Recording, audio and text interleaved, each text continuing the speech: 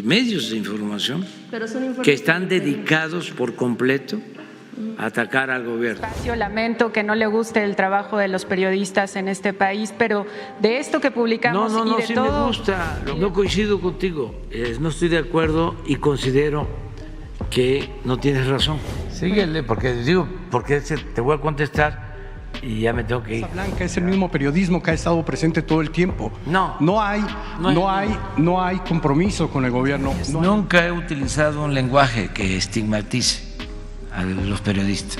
O sea, nada que ver con Loret de Mola, que pues se ha dedicado a hacer un periodismo mercenario.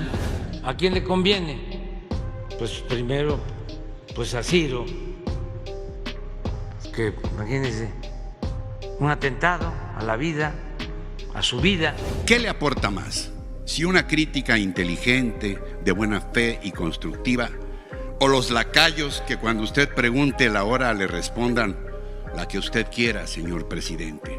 Solo en un segundo tema, lo que tiene que ver con esta información que se ha dado a conocer, que independientemente de quién da a conocer estos informes, pues son parte de lo que tiene al interior Sedena, y bueno, pues tiene que ver con todo este entramado de complicidad que pudiera haber entre autoridades, sí estatales, municipales de algunos estados como Jalisco, también Veracruz, Morelos, incluso autoridades municipales también del Estado de México, de Guerrero, toda esta información que se da a partir del hackeo, pero como le digo, independientemente de cómo son informes que tiene la Secretaría de la Defensa Nacional. Hay otros estados bajo la lupa, Chiapas, Campeche, pero principalmente un asunto que tiene que ver con Tabasco y con el secretario de Gobernación, Adán Augusto López, de quien, de acuerdo con informes del Centro Regional de Fusión de Inteligencia, pues hay datos que indican que las personas a las que puso al frente de la seguridad en el estado todavía como gobernador en Tabasco, como Hernán Bermúdez Requeña, quien sigue en la Secretaría de Seguridad, o como José del Carmen Castillo Ramírez y Leonardo Arturo Leiva Ávalo, quienes están también en la Policía Estatal, son señalados o que están son presuntos integrantes o están relacionados, se presume, con un grupo criminal, un cártel, y lo que mencionan es que de alguna manera ellos han continuado en el cargo. Estos informes que se tienen por parte de este centro regional que llegan a la Sedena, pues no han tenido de alguna manera ninguna consecuencia, ellos siguen en el cargo.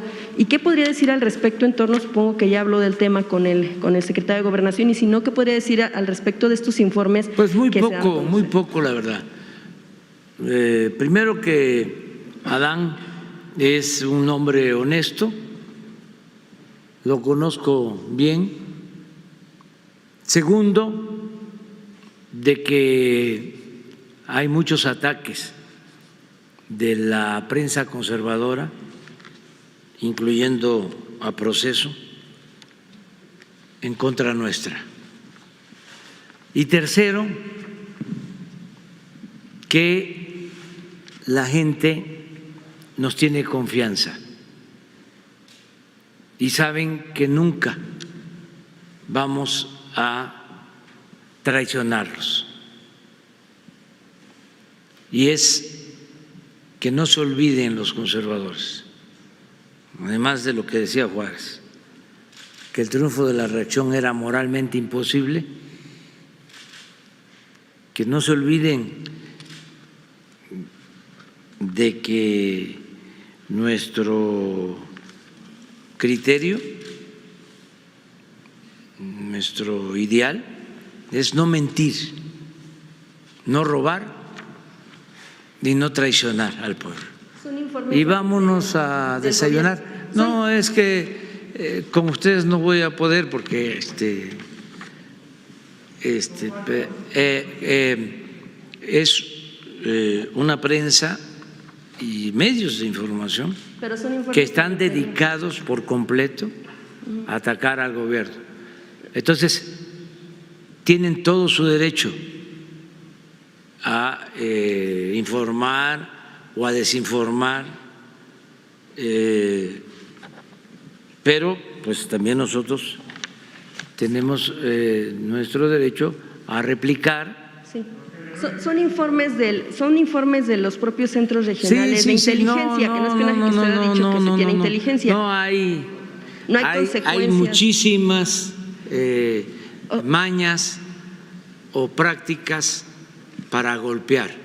El AMPA del periodismo sabe muy bien cómo hacerle y sigue vigente la máxima de que la calumnia, cuando no mancha, tizna. La Sedena no saldría a negar que son reales. No voy a polemizar contigo, porque tú traes un propósito. O sea, es una línea del proceso, como el Reforma, como el Universal, como la mayoría de las estaciones de radio.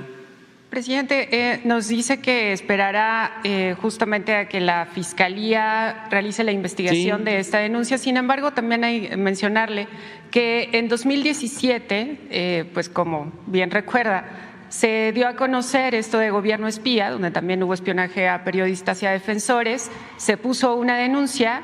Y sin embargo, estamos en 2022, 3 años también de esta nueva administración y no se ha avanzado en la investigación de los responsables. ¿Cómo creer, digamos, que esta fiscalía hará una investigación exhaustiva y adecuada? ¿Usted no llamaría cuentas, digamos, al Ejército para que nos explique de qué se trata justamente este contrato de monitoreo remoto comprado a la empresa que vende Pegasus? ¿Les puede dar una información el Ejército? Hoy o mañana. Sí, sin ningún problema. Y también podemos entregarle las pruebas, presidente. Sí, sin ningún problema.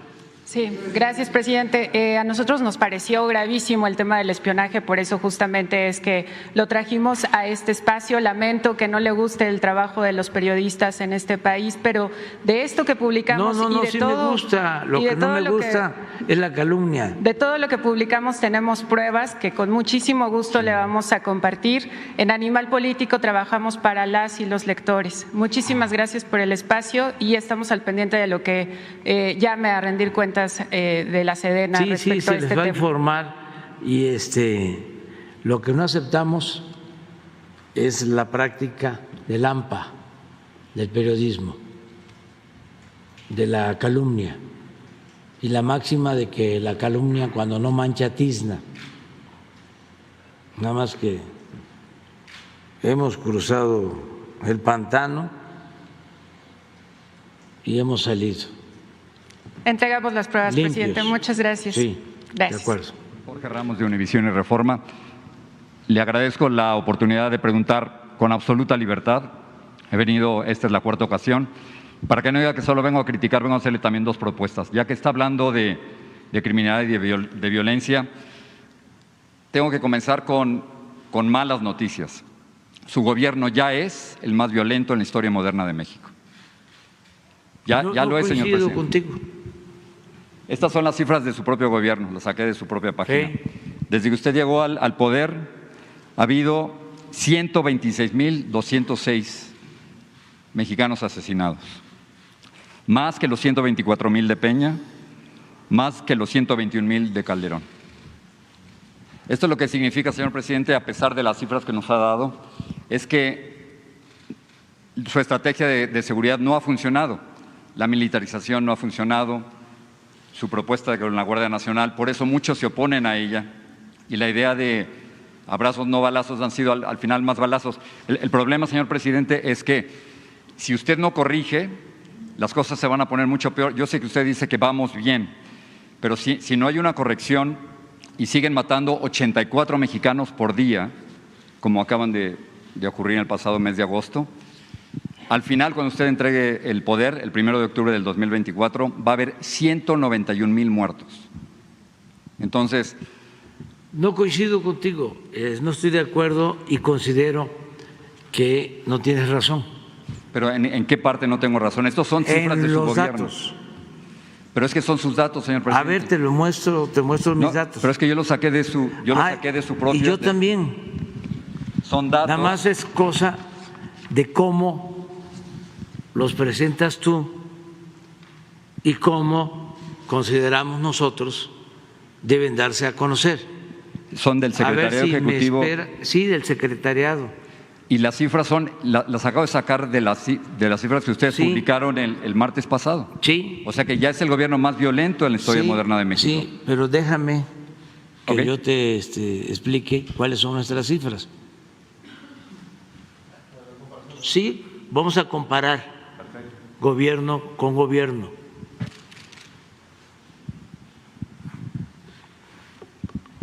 Es lo mismo, nada más que presentado de otra forma. Okay. Las cifras que yo tengo indican que usted tiene ya el gobierno más violento en la historia moderna de México desde la Guerra Cristera y la Revolución. Pero todo tiene una explicación. Okay.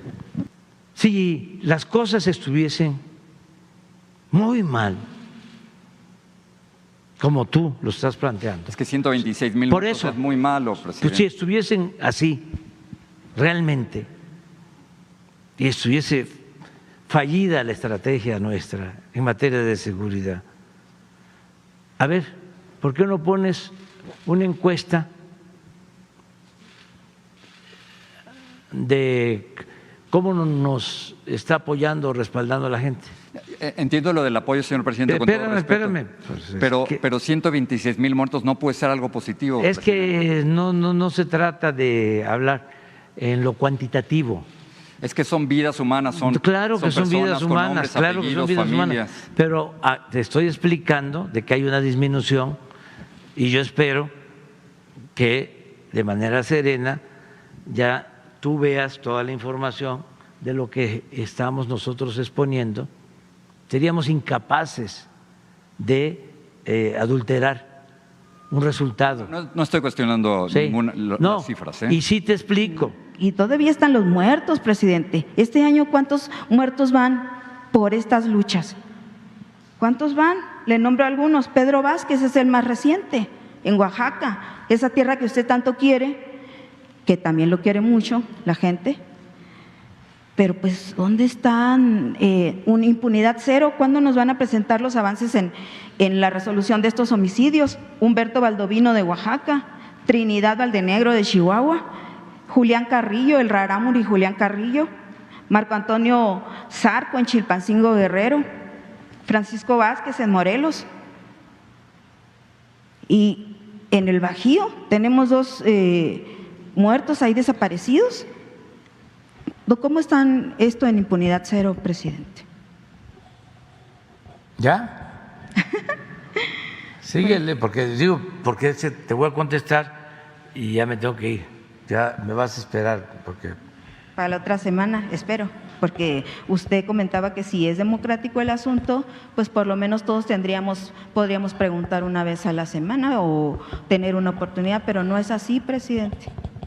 Pero ese es otro tema que no es tan importante como el de la tierra de la gente y saber si realmente van a tener ellos pues si pueden seguir con esa esperanza o ya de plano no. Bueno, nosotros vamos a seguir luchando por convicción, por principio. Nosotros no nos vamos a cansar. Y el país se está transformando y la gente lo sabe. La mayoría de los mexicanos lo sabe, quienes nos están escuchando. Y tú mismo estás señalando de que nos tienen confianza. Y hemos avanzado. Y no hay un compromiso que yo haya hecho con los campesinos que no haya cumplido. ¿El de la tierra? No, pero estás hablando en abstracto, en general. La tierra son 200 millones de hectáreas en el país y la propiedad social son 100 millones de hectáreas. 99.7. Sí. No es así. Sí. Yo quiero que me digas en dónde, durante el tiempo que estuvimos en la oposición, hice un ofrecimiento de resolver un problema agrario y no lo he resuelto. Al contrario, no solo he resuelto problemas a los que me comprometí, he resuelto muchísimos más problemas agrarios. Ayer les voy a poner un ejemplo. No voy a hablar de los yaquis, no voy a hablar de otros pueblos. Fui hace una semana a Oaxaca por el Istmo, me pararon con un problema agrario que no me había yo comprometido a resolver, pero la gente ve al gobierno como su gobierno y en efecto tiene esperanza en nosotros. Entonces me detuvieron un problema, creo que de 1979, de despojo de 3,000 hectáreas. Entonces me lo plantearon. Ya se había hecho un avalúo,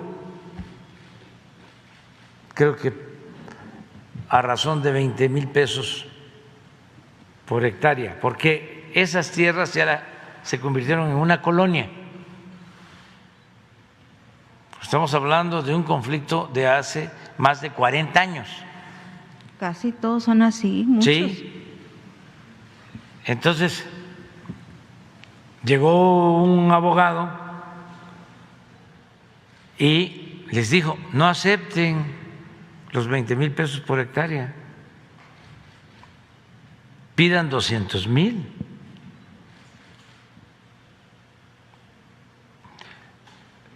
De esos líderes corruptos que hay en todos lados y que estaban acostumbrados a medrar.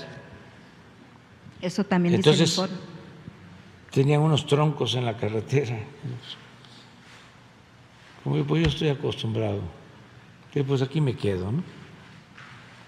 Pero el presidente no se va a dejar chantajear y les aclaré algo que aplica para todos. Yo soy simplemente administrador del dinero del pueblo. El presupuesto es dinero del pueblo y yo tengo que cuidar el presupuesto. Entonces, ayer fue el encargado de los avalúos para hacer una revisión del avalúo. Con una manta, bien hecha, por cierto, porque uno se da cuenta, imagínense cuántos años llevo ya en esto. Cuando un movimiento es espontáneo, ¿sí? Por una causa justa, y cuando hay detrás, ¿no? Intereses de otro tipo. Entonces, si no nos resuelve el problema, no va a haber corredor del Istmo.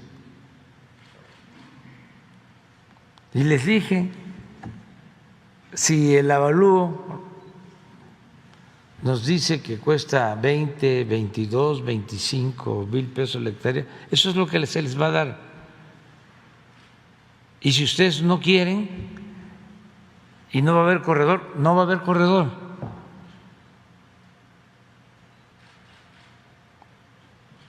Pero el gobierno no se deja chantajear por nadie. Eso era en el tiempo en que los gobernantes eran corruptos y no tenían autoridad moral. Ahora no se acepta ningún tipo de presión de esa naturaleza y ayudamos a todos. y los vamos a seguir ayudando. Y tú dices, ya le quedan 2 años. Sí. Es muchísimo tiempo. Si en el tiempo que llevamos, todavía no llegamos a 4 años, miren cuánto hemos hecho. Imagínense, con los 2 que nos faltan, 2 años, 3 meses, que además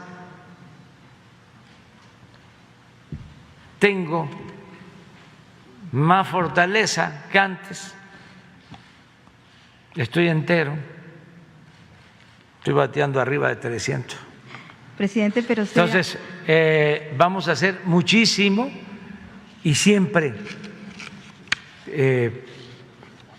para atender a la gente que necesita justicia, siempre. Pero si no se comprometió, entonces usted, entiendo que lo que dice es que si usted no fue y les dijo, sí, te voy a resolver lo de la tierra, a ti de Oaxaca, de los de la minera La Natividad, o en la Floresta aquí en Guadalajara, que tienen ese problema también, que Conagua, ahí la corrupción viene de Conagua, en la Floresta, en Zapopan. No que me los comprometí, acaban de despojar. o sea, no, estoy haciendo muchísimo más.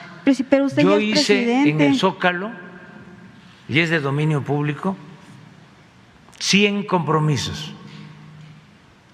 Y solo me falta cumplir 1. Pero uno de los principales compromisos y que te hizo… invito a que hagas la revisión. Sí, porque fue público. Yo los he visto, presidente, pero uno de sus principales compromisos que hizo, y fue una bandera siempre de usted y fue por la que mucha gente creyó en usted, es que iba a combatir la corrupción y la impunidad. Ah, claro. Pero la impunidad impera en los tribunales agrarios y sí. en la Procuraduría Agraria. Sí, porque era algo que estaba muy enraizado, era el principal problema del país, pero que estamos combatiendo la corrupción, no hay duda. Mire, mi pañuelito blanco. Pero no, en estas… Ya no hay corrupción. En estas 2 dependencias sigue habiendo… Si ya nomás le digo el caso de este señor que sigue ahí. Este señor, y pueden haber otros casos, porque las escaleras se limpian de arriba para abajo. Y vamos a continuar. Pero como tú mismo sostienes, nos quedan 2 años. Espérense.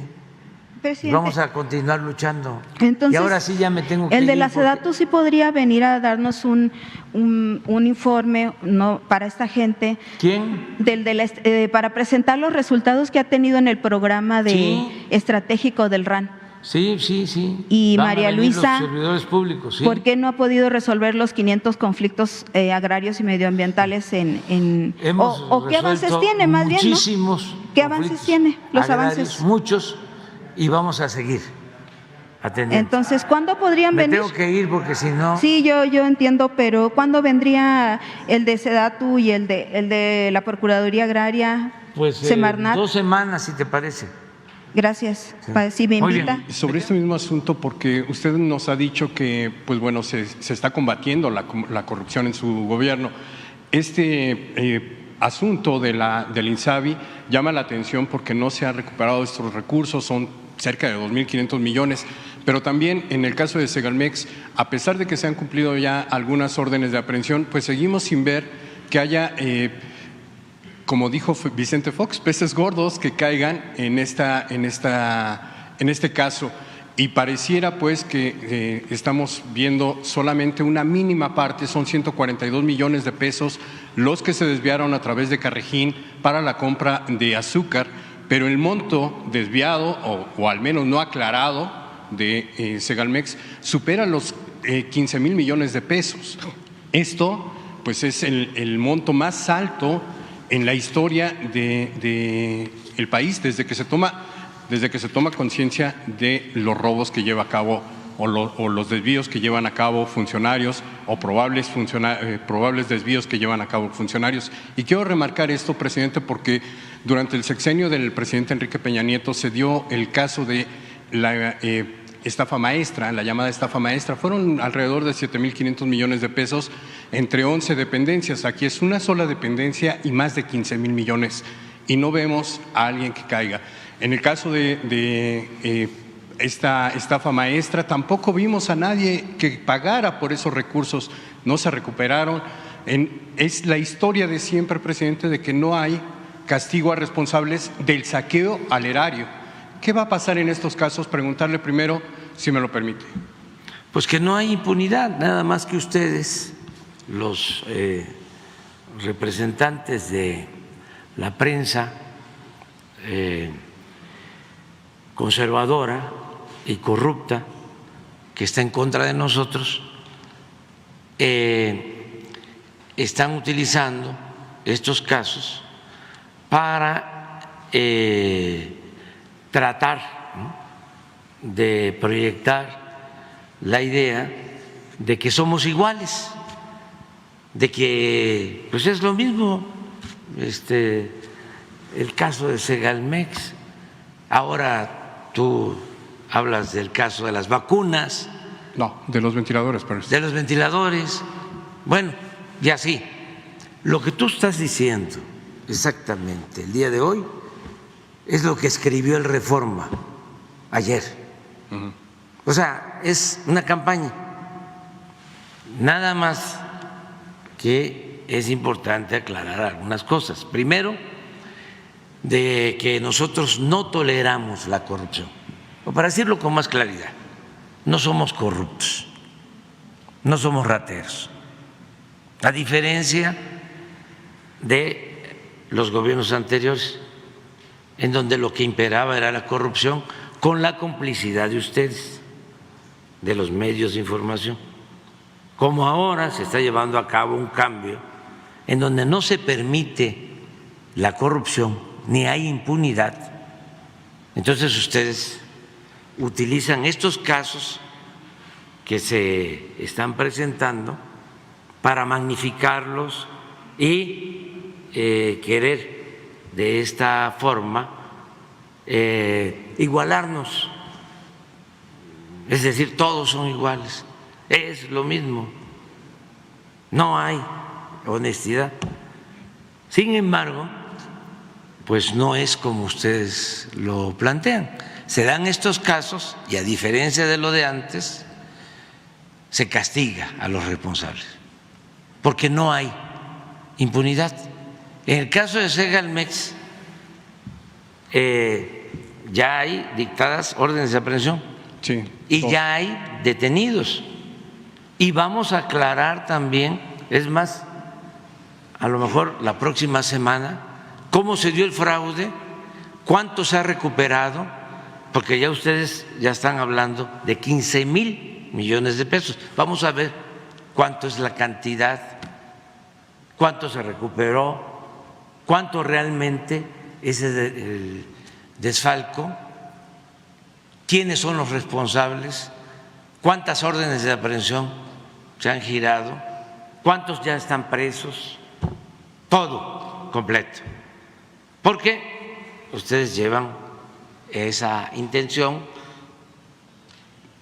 no digo política, porque la política es un noble oficio, diría yo una intención politiquera, ¿no?, tendenciosa, para compararnos. En el caso de los ventiladores también vamos a informar. Sí, presidente, nada más recordarle que este periodismo que no le gusta es el periodismo que descubrió las toallas de Fox, es el periodismo que estuvo con Atenco durante toda pues esta campaña que hizo el expresidente, es el periodismo que estuvimos junto a usted cuando nos dio los contratos de Muriño, de aquellas pipas que conseguía su familia para vender la Pemex. Es el mismo periodismo que hizo la Casa Blanca, es el mismo periodismo que ha estado presente todo el tiempo. No hay compromiso con el gobierno, no hay amistad y no hay cercanía, y eso lo ha pedido usted. Pero bueno, independientemente de ello, no es el mismo. O sea, es más, puede ser el mismo,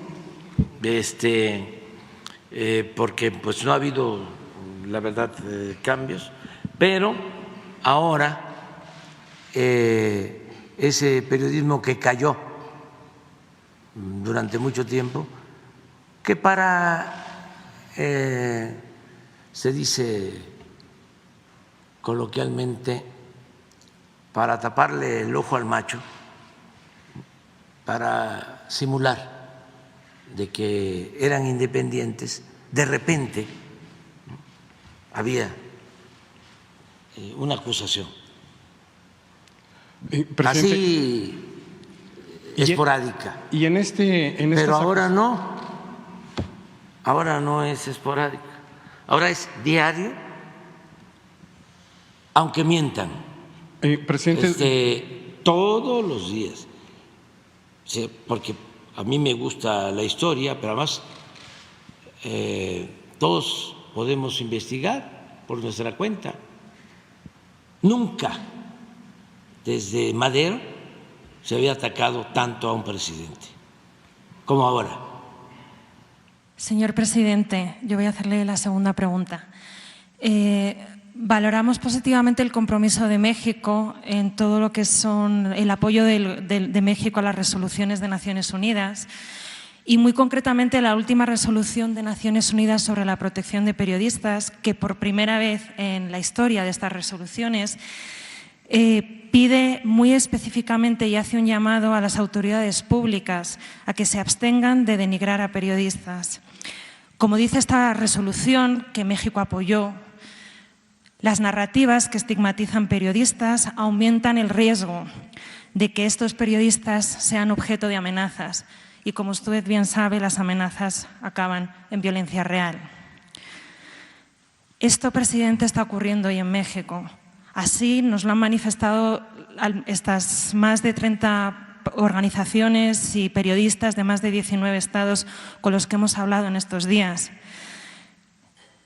Estos periodistas están preocupados de que la máxima autoridad del país utilice un lenguaje que pudiera legitimar que otros cargos públicos en los estados o a nivel municipal, un lenguaje que pudiera denigrar a los periodistas y en ocasiones incluso amenazarlos. Por supuesto que defendemos la libertad de toda persona a expresarse, la de usted, señor presidente, también. Pero sí creemos que en un país donde se amenazan, secuestran, donde desaparecen y matan periodistas, creemos que desde la presidencia del Gobierno hay que tener un cuidado exquisito con el lenguaje. Como usted sabe, el periodismo es una pieza fundamental de las transformaciones sociales y políticas. Y como los mexicanos y mexicanas saben, recibir información, es decir, tener acceso al periodismo, es crucial para decidir el futuro que quieren para ellos, para sus hijos y para sus hijas. Por eso, señor presidente, mi pregunta hoy es, ¿se compromete usted hoy, aquí, en este momento, a partir de ahora, a utilizar un lenguaje que en ningún caso pudiera estigmatizar el ejercicio del periodismo o a los y las periodistas? Podría responderme simplemente sí o no. Si quiere explicar la respuesta, también, pero me basta con un sí o no. ¿Se compromete usted hoy aquí a utilizar un lenguaje que no estigmatice a periodistas y que no estigmatice el periodismo? Muchísimas gracias. Nunca he utilizado un lenguaje que estigmatice a los periodistas. Yo quiero estigmatizar a la corrupción, no a los periodistas. Aquí lo que hay siempre es un diálogo circular y antes no se acostumbraba a esto porque la prensa estaba sometida en México, con honrosas excepciones, subvencionada. Entonces, ahora hay libertades plenas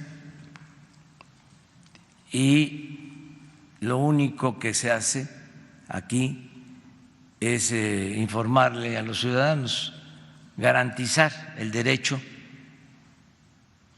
del pueblo a la información. Están haciendo negocios, cosa que es rotundamente falso, que es parte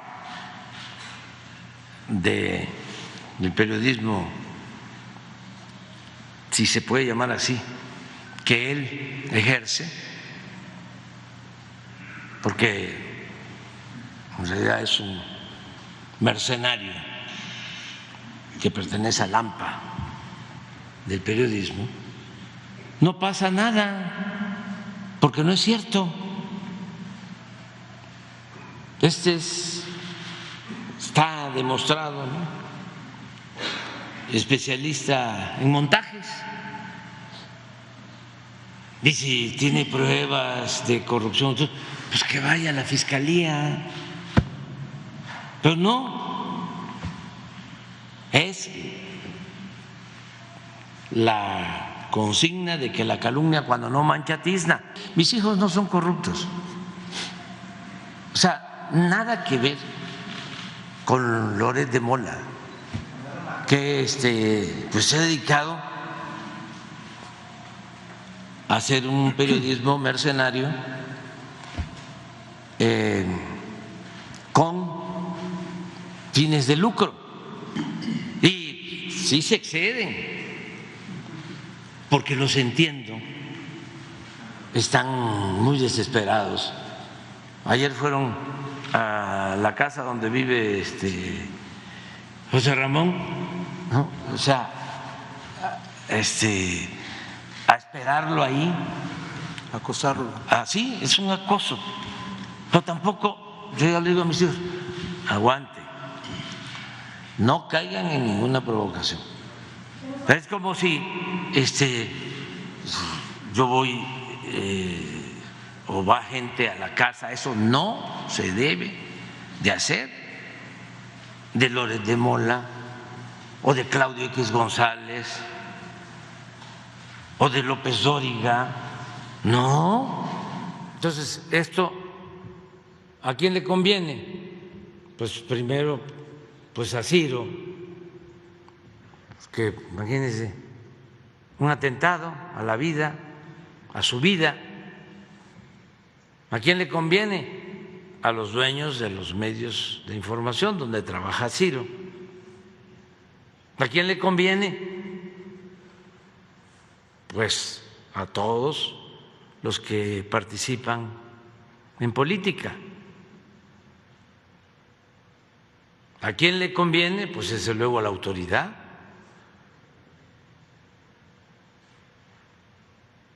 Y ver si no es el crimen organizado, la delincuencia organizada, la delincuencia de cuello blanco. Porque ¿a quién perjudica un asunto así? ¿A quién perjudica? Al país y a la autoridad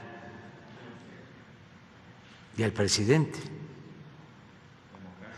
a la democracia.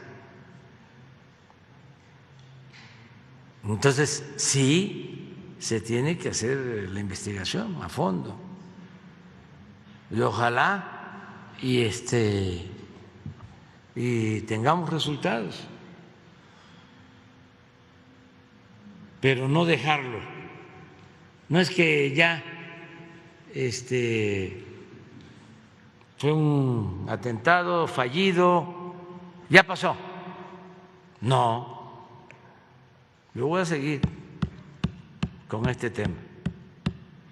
Solo le pedimos que evalúe qué le aporta más, si una crítica inteligente, de buena fe y constructiva, o los lacayos que cuando usted pregunte la hora le respondan la que usted quiera, señor presidente.